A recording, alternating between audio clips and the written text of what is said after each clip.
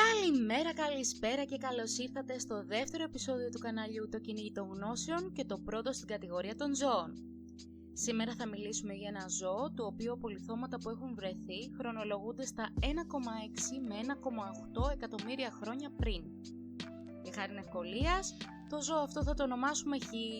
Πριν όμως αρχίσουμε την περιγραφή του Χ, ήρθε η ώρα να αποκαλύψω τον άνθρωπο που περιγράφηκε στο προηγούμενο επεισόδιο, που υπενθυμίζω ότι γεννήθηκε το 1879 στο Ούλμ της Γερμανίας σε μια οικογένεια Εβραίων και πέθανε ένα μήνα πριν γίνει 77 το 1955 στην κομμόπολη Πρίνστον της πολιτείας του Νιου Τζέρσι λόγω ρήξης ανευρίσματος χιλιακής αορτής.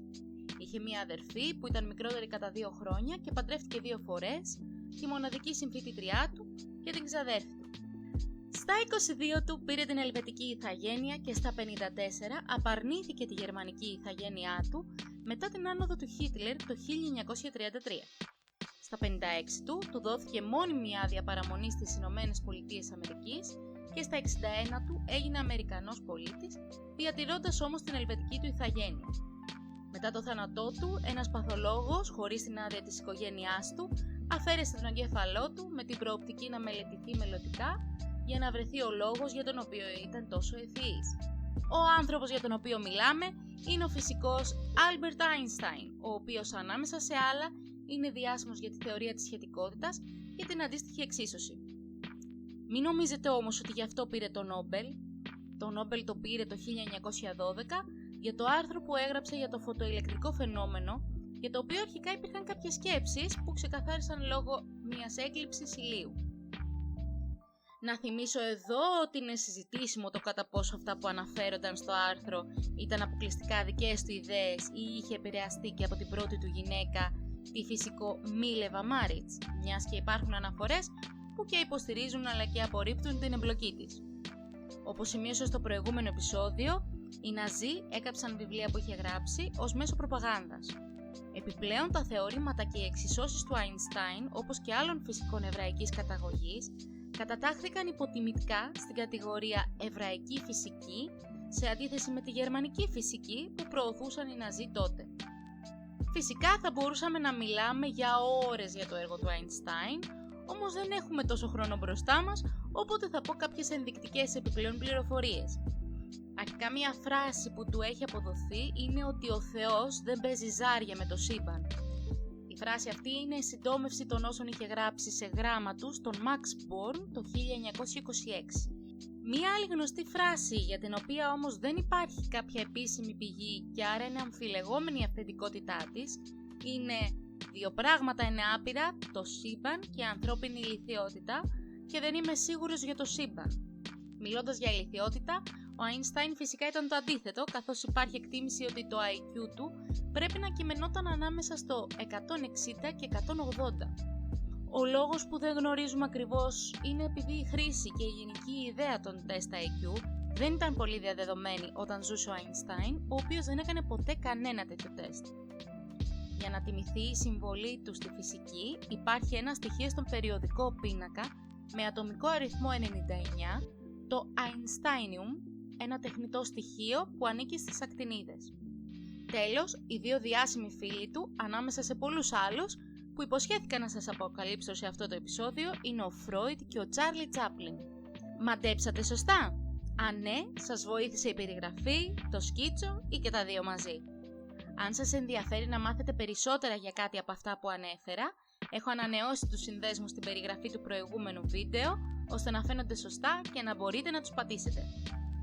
Ας επιστρέψουμε όμως στην περιγραφή του σημερινού επεισοδίου που αφορούν το ζώο Χ. Όπως είπαμε, απολιθώματα του Χ χρονολογούνται στα 1,6 με 1,8 εκατομμύρια χρόνια πριν. Τα απολιθώματα αυτά δείχνουν ότι τα ζώα που ανήκουν στην οικογένεια των Χ ήταν μικρότερα σε μέγεθος τότε σε σύγκριση με τα σημερινά ζώα. Συγκεκριμένα, κατά μέσο όρο, το Χ έχει μήκος μαζί με την ουρά του ανάμεσα στα 1,8 με 3,3 μέτρα και ύψος 1 μέτρο, ζυγίζοντας κάπου ανάμεσα σε 100 και 300 κιλά.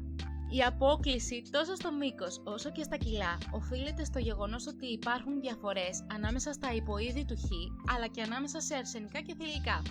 Μάλιστα, υπολογίζεται ότι τα αρσενικά Χ ζυγίζουν 1,7 φορές περισσότερο από τα θηλυκά.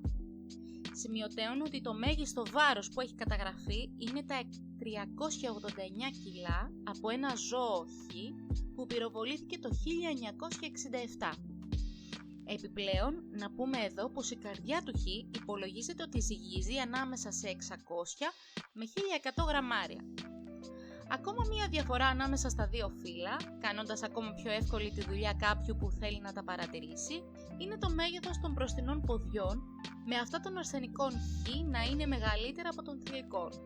Όσον αφορά το τρίχωμα του Χ, κυμαίνεται στα 0,7 με 2 εκατοστά στη ράχη και 1,5 με 3,5 εκατοστά στην κοιλιακή χώρα.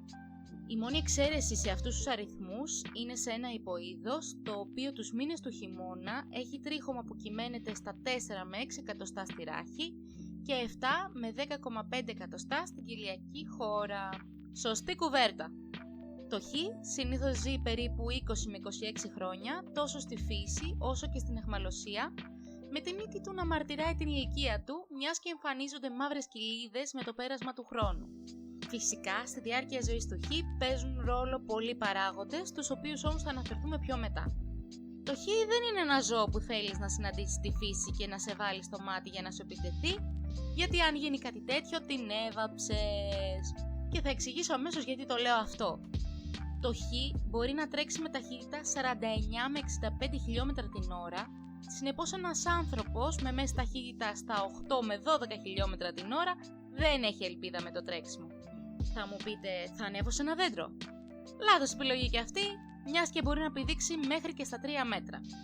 Ακόμα και το κολύμπι είναι λάθος επιλογή, γιατί το Χ μπορεί να κολυμπήσει μέχρι και περίπου 29 χιλιόμετρα με ταχύτητα 6,4 με 8 χιλιόμετρα την ώρα, όταν ο άνθρωπος κατά μέσο όρο κολυμπάει με ταχύτητα 1,6 με 3,2 χιλιόμετρα την ώρα. Τώρα, αν εκείνη την ώρα εσείς καταφέρετε και πάτε πολύ πιο γρήγορα και πολύ πιο μακριά από το Χ για να επιβιώσετε, νομίζω σας αξίζει να ζήσετε και να πάρετε και βραβείο Guinness.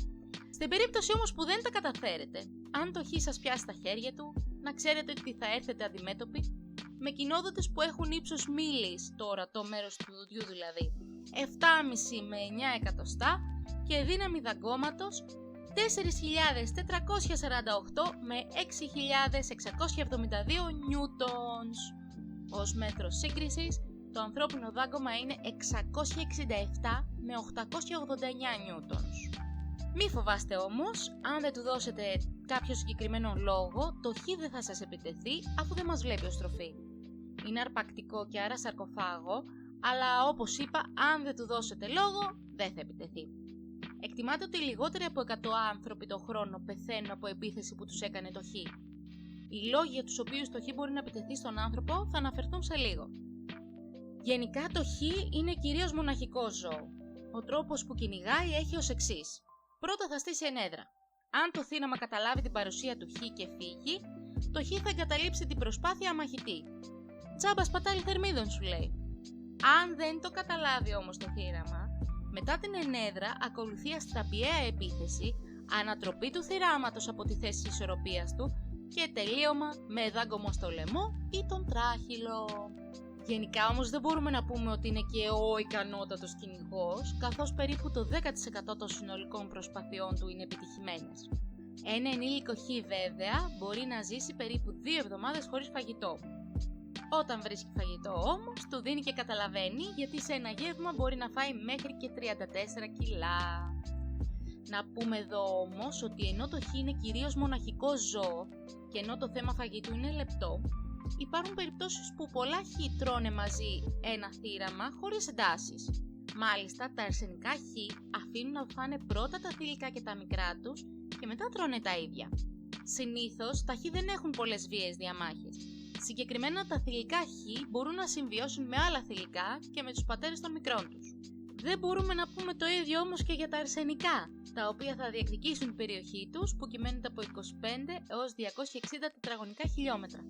Συνήθως όμως το πρόβλημα αυτό επιλύεται με επίδειξη εκφοβισμού, με τον ηττημένο αρσενικό να δείχνει την υποταγή του πέφτοντας ανάσκελα, εκθέτοντας έτσι την κοιλιά του. Τα πράγματα όμως δεν είναι τόσο πολιτισμένα όταν τα θηλυκά χ βρίσκονται σε ίστρο. Σε αυτή την περίπτωση, οι μάχες μεταξύ αρσενικών χ μπορεί να γίνουν πιο βίαιες και μερικές φορές θανατηφόρες. Γενικά, τα αρσενικά χ οριμάζουν σεξουαλικά όταν είναι περίπου 4 με 5 χρονών και τα θηλυκά όταν είναι 3 με 4 χρονών. Ο ίστρος στα θηλυκά κρατάει 3 με 6 ημέρες και η εποχή ζευγαρώματος είναι κυρίως μεταξύ Νοέμβρη και Απρίλη, χωρίς όμως αυτό να σημαίνει ότι οι υπόλοιποι μήνες είναι εκτός. Ένα θηλυκό μπορεί να γεννήσει από 1 έως και 6 μικρά με την κύηση να διαρκεί 93 με 112 ημέρες. Τα μικρά χ όταν γεννιούνται ζυγίζουν περίπου 700 με 1600 γραμμάρια και έχουν μήκος μαζί με την ουρά γύρω στα 30 με 40 εκατοστά. Ανοίγουν τα μάτια τους από την 6η με 14η ημέρα μετά τη γέννησή τους και τα αυτιά τους μετά από 9 με 11 ημέρες.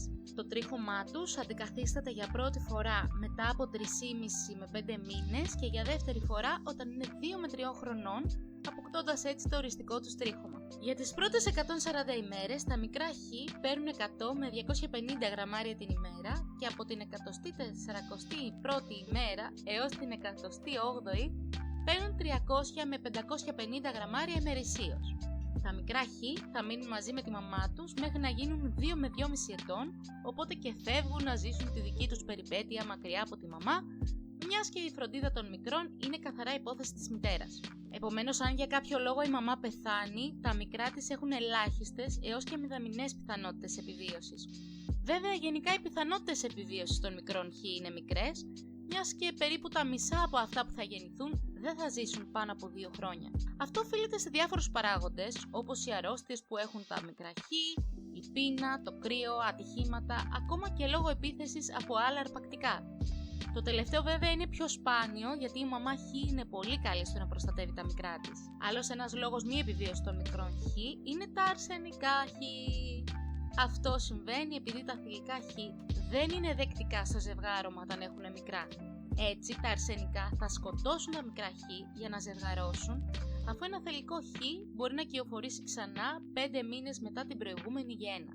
Γι' αυτό και τα θηλυκά χ όσο μπορούν δεν αφήνουν τα αρσενικά χ να πάνε κοντά στα μικρά τους εκτός του πατέρα. Τα χ θεωρούνται είδος προς εξαφάνιση, καθώς ενώ έχουν ανέβει οι αριθμοί τους στη φύση παραμένουν ακόμα χαμηλοί. Συγκεκριμένα, από περίπου 3.900 ζώα το 2016, εκτιμάται ότι τώρα στη φύση υπάρχουν περίπου 5.600 χ και στην αιχμαλωσία περίπου 8.000. Ο αριθμός των χ στη φύση πριν από 150 χρόνια εκτιμάται ότι ήταν γύρω στα 100.000 ζώα. Οι λόγοι αυτής της μείωσης είναι πολλοί. Ο κύριος λόγος είναι οι λαθρέμποροι. Το χ είναι περιζήτητο για όλα τα μέλη του σώματός του, από το δέρμα ως τα νύχια του, μιας και ανάμεσα σε άλλα χρησιμοποιούνται σε κάποιες παραδοσιακές ιατρικές πρακτικές σε ορισμένες χώρες. Ακόμα και τα όργανα του χ πωλούνται στη μαύρη αγορά. Μάλιστα, τα γεννητικά του όργανα θεωρούνται αφροδισιακά. Περίεργα πράγματα. Οι λαθρέμποροι πωλούν τα χ και τα μικρά τους και για κατοικίδια. Ένας άλλος λόγος που ο αριθμός των χ είναι μειωμένος είναι το γεγονός ότι οι διαθέσιμες εκτάσεις τις οποίες μπορεί να ζήσει και να κυνηγήσει όλο και μειώνονται, είτε λόγω αποψήλωσης των δέντρων, είτε λόγω επέκτασης του χώρου που καταλαμβάνουν οι άνθρωποι, είτε λόγω της κλιματικής αλλαγής.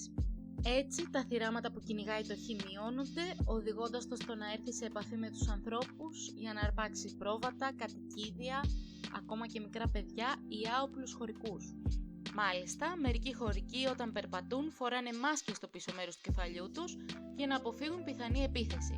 Ένας άλλος λόγος που έρχονται αναγκαστικά σε επαφή με τους ανθρώπους είναι πάλι για την προσπάθειά τους να φάνε όταν δεν είναι σε θέση να κυνηγήσουν, είτε λόγω κάποιου τραυματισμού τους, είτε λόγω μεγάλης ηλικίας, και τα μέρη με ανθρώπους παρέχουν μια εύκολη πηγή φαγητού. Τέλος, να αναφέρω εδώ ότι πλέον υπάρχουν 6 υποείδη από τα 9 που ήταν κάποτε και το χ υπήρχε και υπάρχει σε σημαίες και οικόσημα διάφορων χωρών και είναι το εθνικό ζώο τουλάχιστον 5. Με τις πληροφορίες που σας έδωσα και πιθανώς το σχέδιο, μπορείτε να μαντέψετε την ταυτότητα του ζώου χ που περιέγραψα? Αν ναι, γράψτε το στα σχόλια. Μέχρι το επόμενο επεισόδιο, καλή συνέχεια και μη χανόμαστε!